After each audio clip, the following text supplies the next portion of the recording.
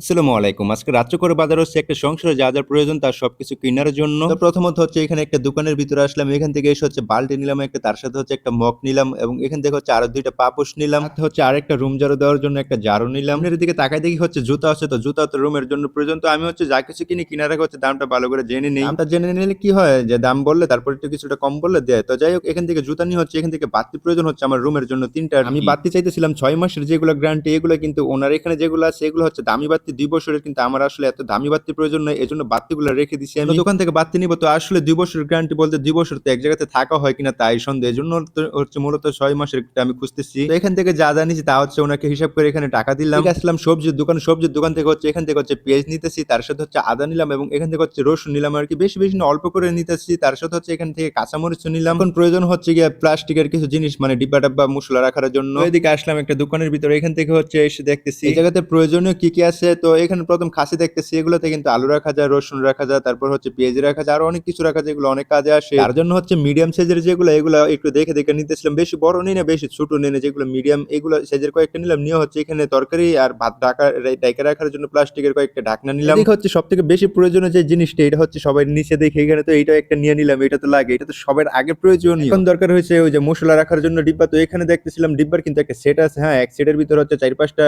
ডিব্বা থাকে, লবণদানি থাকে, মরিচ হলুদ ফাঁকি সবকিছু একটা সেট থাকে, কিন্তু এখানে হচ্ছে এই সেটটা নাই, এখানে হচ্ছে আলগা আলগা ডিব্বা সবগুলো আলাদা আলাদা হচ্ছে। প্রথম হচ্ছে যেগুলো নিছিলাম এগুলো হচ্ছে আরএফএল এর, একটার দাম ছিল ৫০ টাকা করে, কিন্তু এত দামি ডিব্বা তো প্রয়োজনই নাই। তারপর হচ্ছে এখন যে ডিব্বাগুলো দেখতেছিলাম এগুলো হচ্ছে ১০ টাকা পিস, এজন্য হচ্ছে ৪টা নিতেছি। একটাতে হচ্ছে হলুদের ফাঁকি, একটাতে মরিচের ফাঁকি, একটাতে হজের ফাঁকি, আরেকটাতে হচ্ছে জিরার ফাঁকি রাখার জন্য। আর তার সাথে হচ্ছে ৪টা ডিব্বা ৪ কালারের মুক্কা নিছি, তার কারণ হচ্ছে লালটার মাঝে মরিচের ফাঁকি এবং হলুদটার মাঝে হলুদের ফাঁকি রাখলে হচ্ছে কি আলাদা আলাদা থাকে, তো সুন্দর দেখা যায়। তো যাই হোক এগুলো নিয়ে হচ্ছে এখানে বাইরের কাছে দিতেছিলাম, যে এগুলোর কয় টাকা দাম হচ্ছে দেখেন। তার সাথে হচ্ছে এখানে গরম ডেক ধরার জন্য লুসনিও কিন্তু প্রয়োজন, লুসনিও নিলাম। নিয়ে হচ্ছে এখানে বটি তো নিতে মন নাই, তো একটা বটি অনেকক্ষণ দেখে হচ্ছে বটিটা নিলাম, কারণ বটি হচ্ছে বেশিরভাগই হচ্ছে এখানে বটি বেঁকা থাকে, তো সোজা যেটা এটা নিলাম। ঠিক আছে, তো বাত মার্গালো নিয়ে একটা প্রয়োজন, তো বাত মার্গালো নিয়ে এটা নিচে ২টা রাখলাম, রাইখা যেটা শক্ত দেখলাম গুড়াটা এবং সুজা, এটা ভালো করে দেখে নিলাম। তো এগুলো নিলে আসলে একটু দেখে নিত, তা না হলে বটি কিন্তু বেঁকা থাকলে অনেক ঝামেলা হয় কাটাকাটি করতে গেলে, এবং বাত মার্গালো নিয়ে এগুলো কিন্তু তেরা বেঁকা থাকে, হ্যাঁ, এজন্য হচ্ছে এগুলো ভালো করে একটু দেখে নিতে হয়। এদিকে সামনে এসে তালা দেখতেছিলাম, তো এখানে সব থেকে একটা ছোট তালা দেখছি, তো এটা একদম মানে ছোট একটা তালা, কিন্তু এটা আসলে হবে না, দরজাতে লাগবে না। তো আসলে আমি বেশ বড় তালা চাইতেছি না, এখানে ছোটর মাঝে একটা তালা হলেই চলে। তো এই ছোট তালাটা রেখে এটা থেকে আরেকটু বড় একটা মিডিয়াম সাইজের একটা তালা নিলাম। এদিকে কিন্তু হচ্ছে পেলেট, তারপর হচ্ছে ডেক পাতিল পরিষ্কার করার জন্য